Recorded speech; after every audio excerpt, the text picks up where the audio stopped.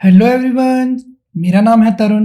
आप देख रहे हैं पाठशाला ऋषिकेश और आज हम शुरू करने जा रहे हैं उत्तराखंड के पारंपरिक आभूषण, जिसमें हम गढ़वाल, कुमाऊं, जौनसार और उत्तराखंड से जुड़े हुए जितने भी पारंपरिक आभूषण हैं उनके बारे में देखेंगे। तो चलिए शुरू करते हैं। तो सबसे पहले हम शुरुआत करेंगे सिर के आभूषणों से। तो सिर के आभूषणों में 4 आभूषण सबसे महत्वपूर्ण होते हैं। पहला होता है शीश फूल, दूसरा मांग टीका, तीसरा सुहाग बिंदी और चौथा बंदी या बौंदी भी बोला जाता है जिसे। तो चलिए सबसे पहले देखिए शीश फूल। तो देखिए कुछ इस तरीके से दिखता है शीश फूल। ये देखिए यहाँ पर एक लड़की है जिसने पहना हुआ शीश फूल। एक इधर से होती है चेन, एक इधर से चेन होगी, एक इधर से चेन होगी, 3 तरफ से शीश फूल बंधा होता है और सामने इस तरीके से कुछ डिजाइन होता है। आज के भी सुनार दोबारा से शीश फूल बनाना शुरू करे हैं, ठीक है ना। तो देखिए शीश फूल महिलाओं द्वारा पहने जाने वाला आभूषण है जो बालों और माथे के बीच जगह पर लगाया जाता है। इसे हल्की जंजीर और हुक की सहायता से पहना जाता है। जिस तरीके से ये देखिए आप जंजीर, हल्की सी जंजीर और हुक लगाते हैं, बालों में फंसता है। यह प्रायः 4 से 5 तोले का होता है। आकार एक गोले की तरह होता है जिसके बीच में नग जड़े होते हैं। देखिए ये एक गोला होता है। अब धीरे धीरे डिजाइन अपने हिसाब से सुनार चेंज करने लगे हैं, लेकिन प्रायः जो असली शीश फूल हुआ करता था वो गोल हुआ करता था और उसके बीच में नग जड़े होते थे और बारीक चेन से बंधा होता था और 4 से 5 तोले का होता था। क्योंकि ये सोने का बना होता था, ज्यादा भारी बनवाना हर किसी के लिए नहीं हो पाता था पॉसिबल। अगला देखिए मांग टीका। यह आभूषण महिलाओं के सुहाग का प्रतीक माना जाता है। तो क्वेश्चन कभी कभी ऐसा बन जाता है कि किस आभूषण को सुहाग का प्रतीक माना जाता है और मंगलसूत्र नहीं होता ऑप्शन में, ठीक है ना। तो मांग टीके को भी सुहाग का प्रतीक माना जाता है। यह आभूषण सोने से बना होता था तो 5 से 10 ग्राम वजनी होता है। आज के टाइम पे देखेंगे मांग टीके की अलग से अलग डिजाइन है, 5 से 10 ग्राम, उससे ज्यादा भी अपनी अपनी जो वो होती है इच्छा होती है उसके हिसाब से बनवाते हैं लोग, ठीक है। तो देखिए आपके मैंने यहाँ पे फोटो रखी है कि ये है शीश फूल, ये है मांग टीका। तो शीश फूल को आप देख सकते हैं कि शीश फूल 3 तरफ से जुड़ा है, यानी 3 तरफ से शीश फूल को सपोर्ट है। वहीं अगर आप मांग टीके देखें तो मांग टीके को सिर्फ एक ही तरफ से सपोर्ट मिलता है। तो आप दोनों को देखेंगे, ठीक है।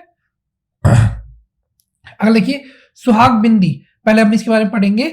यह आभूषण सिर्फ सुहागिन महिलाओं द्वारा पहना जाता है, पर आज के टाइम पे देखेंगे तो आप लड़कियां भी छोटी सी बिंदी लगाने लगी है फैशन के तौर पर। कहते हैं कि वो अच्छी लगती है, लेकिन असली में जो सुहाग बिंदी है वो सिर्फ सुहागिन औरतें ही लगाती हैं। ये बिंदी पहले सोने की बनी होती थी तथा जंजीर से जुड़ी होती थी, जिसके बीच में नग जड़े होते थे तथा वजन 1 तोले के बराबर होता था। तो देखिए पहले क्या होता था, बिंदी जो होती थी वो ऐसे इतनी बड़ी और इस तरीके से कुछ इस तरीके से जुड़ी होती थी। यहाँ पर नग जड़े होते थे इसमें बीच में, और जैसे आपने पुरानी अगर नागिन फिल्म देखी होगी तो उसमें भी इस तरीके से कुछ होता था, मणि लगी रहती थी, ठीक है। उसी तरीके से सुहाग बिंदी होती थी, किसकी, सोने की बनी होती थी और बीच में नग जड़े होते थे और जंजीर से बंधी होती थी, ठीक है। अगला देखते हैं बिंदी या बौंदी। यह आभूषण बहुत ही पुराना तथा चांदी का बना होता था। देखिए कुछ इस तरीके से, ये एग्जैक्ट मैं ये नहीं कहूंगा कि ये बिंदी या बौंदी है, लेकिन कुछ इसी तरीके से बौंदी होता था। आज के समय पे हमारे जो ये है आभूषण ये विलुप्त हो चुके हैं, तो इनकी तस्वीरें मिल पाना भी बहुत ही मुश्किल हो जाता है। तो हम कोशिश करते हैं कि उनसे मिलती जुलती तस्वीर लाए। यह शीश फूल की तरह दिखता है, देखिए दिख तो शीश फूल की तरह ही रहा है ना, देख सकते हैं आप, परंतु बहुत भारी तथा पाजिब की तरह होता है। देखिए जो शीश फूल होता है वो बहुत ही हल्का होता है। मैंने अगर आपको फोटो दिखाई, जो आपको सबसे पहले वाली फोटो थी सिंगल, उसमें देख सकते हैं आप, तो वो हल्का दिख रहा है। लेकिन जो बिंदी या बौंदी है वो बहुत ही भारी होता है और पाजिब की तरह, मतलब चौड़ा होता है, पाजिब की तरह दिखाई देता है। यह आभूषण मुगल कालीन चित्रों में भी दिखाई देता है। मतलब कह सकते हैं कि जो ये आभूषण है इसमें मुगल प्रभाव भी आप देख सकते हैं, ठीक है। अब देखते हैं हम कानों के आभूषण। हमने सिर के आभूषण देखे, अब देखते हैं कानों के आभूषण। पहले तो आप ये जो लिस्ट है, ये सूची है, इसे याद करेंगे तो क्या होता है। देखिए सबसे पहले मुरखली, मुर्की, मुर्की या मुदंड, फिर आता है कुंडल, फिर आता है कर्णफूल या उसे कर्णफूल भी कहा जाता है, बाली या फिर बालिब, तुगयल या तगलिया, गोरख या फिर बुजली, झुपचुपी या फिर झुमके, ठीक है, झुपचुपी या फिर झुमके, मुनाड़, जलकंचव या फिर मछली, ठीक है। तो चलिए देखते हैं एक एक करके इनको। सबसे पहले आता है मुरखली, मुर्की, मुर्की या फिर मुंदड़ा। ये चारों ही एक ही मतलब आभूषण के नाम है, स्थानों के नाम से ये चेंज हो जाते हैं, ठीक है। यह सोने व चांदी दोनों की बनी होती है, देख सकते हैं आप। ये कुछ इस तरीके से ऐसा करके सिक्का है और इसमें देख सकते, मतलब मैं आपको बना के दिखाता हूँ इस तरीके से, और इसमें ऐसे करके इस मतलब क्रॉस में जुड़ा होता है। जो ये देख सकते हैं आप, ये क्रॉस में जुड़ा हुआ है इसके अंदर से, इस छेद से निकलकर और जुड़ा हुआ है। पहले यह आभूषण 12 आना शुद्ध तोले की बनी होती है, मतलब जो ये सिक्का आप देख रहे हैं, ये गोला, ये 12 आने का जो सोने का सिक्का होता था उसकी बनाई जाती थी तथा 1 तोले तक वजनी होती थी। अब फिर धीरे धीरे, मतलब जब आम आदमी ने इसे अपने लिए बनाना शुरू करा तो उसने सोने की जगह चांदी या फिर शुद्ध सोना ना होकर मिलावटी सोने का प्रयोग किया, और आज के टाइम पे तो ये करीबन विलुप्त ही हो चुका है। हो सकता है आपके घर में दादी दादी के पास ये आभूषण आपको देखने को मिल जाए। फिर आता है कुंडल।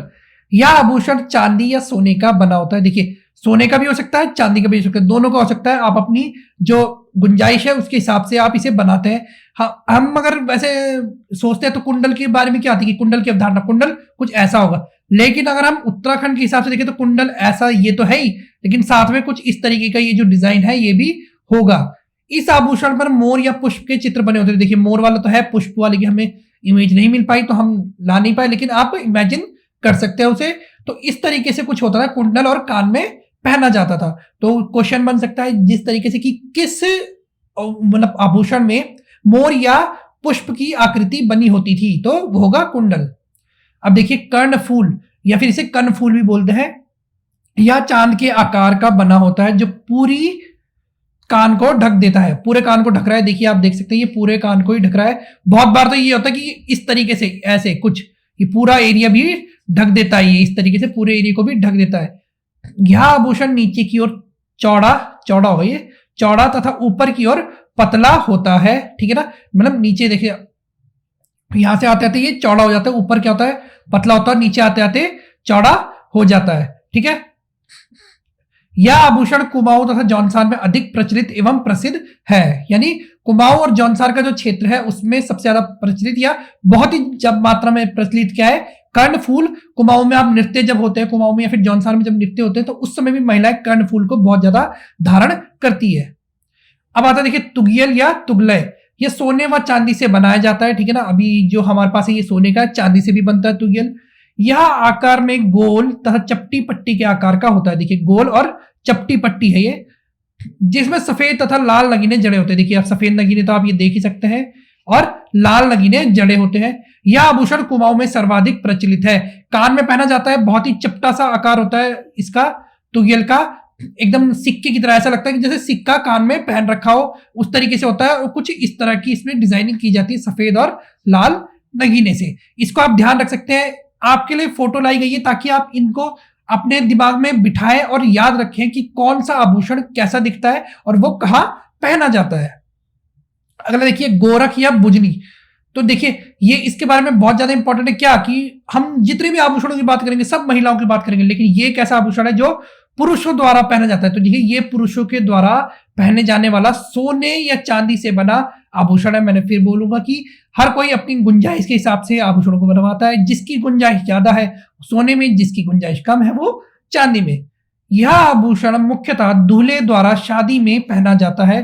तो क्वेश्चन बन जाएगा कि कौन सा आभूषण दूल्हे द्वारा शादी के अवसर पर पहना जाता है, तो गोरख या फिर बुजरीन देख सकते हैं आप। इस तरीके से कुछ कुछ इस तरीके से होता है, जैसे आज के टाइम पे लड़के बाली भी पहनते हैं, कुछ उसी तरीके से होता है। गोरख या बुजरी थोड़ा सा चौड़ा होता है और थोड़ा सा बड़ा होता है नॉर्मल आज के टाइम पे जो आप देखते हैं लड़कों के इयररिंग्स। अब आते हैं झुमके या झुपझुपी।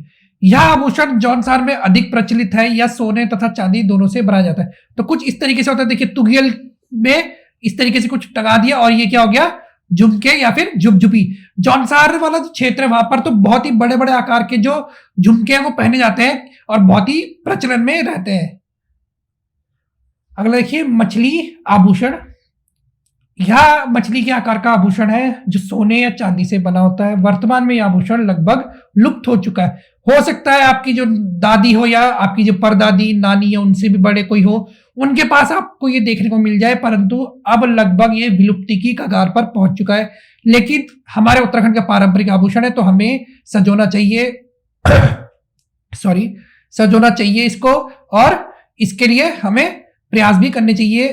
अगर महिलाएं देख रही हैं तो वो चाहे तो इस तरीके के डिजाइन के अपने लिए ऑर्नामेंट्स बनवा सकती हैं, आभूषण बनवाएं, ताकि पुरानी यादों को संजो के रखा जा सके।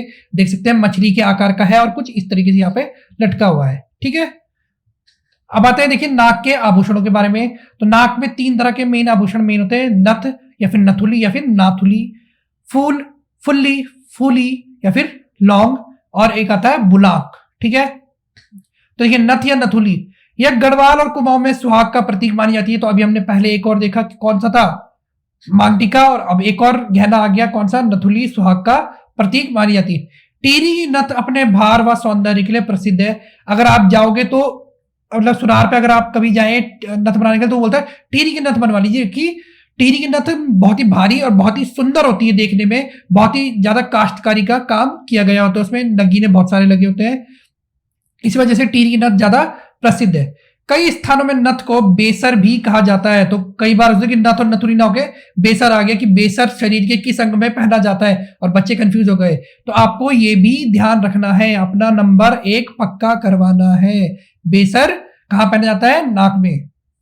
अब आते देखिए बुलाक, यह आभूषण सोने का बना होता है तथा अपनी बनावट के कारण एक अलग ही पहचान रखता है। देखिए ये बड़ी ने पहन रखा है क्या, बुलाक, इस तरीके से अपनी अलग ही पहचान है, अलग ही दिख रहा है। कोई भी आएगी सामने से, आपकी दादी नानी कोई भी बुलाक पहन कर आएंगी, आपकी माता बुलाक पहन कर आएंगी, तो अलग ही आपकी नजर जाएंगी। अपनी यह आभूषण अंग्रेजी के यू की तरह बना होता है, देख सकते हैं आप, ये यू बना हुआ है यहाँ पर। इसके मध्य में शंकु आकार की आकृति बनी होती है। ठीक है ना, ये देखिए अगर आप देख सकते हैं तो ये शंकु आकार, ये ट्राइंगल, इस तरीके की आकृति बनी हुई है, जिसमें लाल व नीले या हरे रंग के नग होते हैं। तो लाल देखिए, ऊपर लाल था और नीचे हरे रंग के नग थे। यह आभूषण आधे से 1 तोले के बीच का होता है। 1 तोले से ऊपर का पहनना तो मेरे हिसाब से बहुत मुश्किल हो जाएगा, नाक आपकी लटक जाएगी। तो आधे से 1 तोले का होता है बुलाक। आज भी गांव में हम जाते हैं तो जो बूढ़ी दादियां हैं, नानियां हैं, वो इसको त्योहारों में, शादी विवाह समारोह में पहनती है।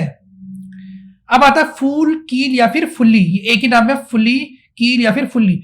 यह आभूषण कील आभूषण के नाम से भी जाना जाता है, जैसे मैंने आपको बताया, क्योंकि क्या होता है कि बहुत बार इसका साइज इस तरीके से, कुछ ऐसे करके इस तरीके से होता है, कील की तरह इस तरीके से होता है, तो इसे कील भी कहा जाता है।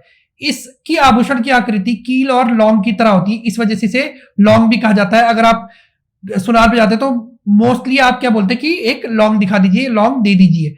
आजकल यह बहुत ही अधिक प्रचलित है, क्योंकि आजकल क्या हो गया, महिलाएं भारी गहने पहनना पसंद नहीं करती, तो ये छोटा सा और सुंदर भी लगता है, इस वजह से इसे ज्यादा धारण करती है आजकल की महिलाएं।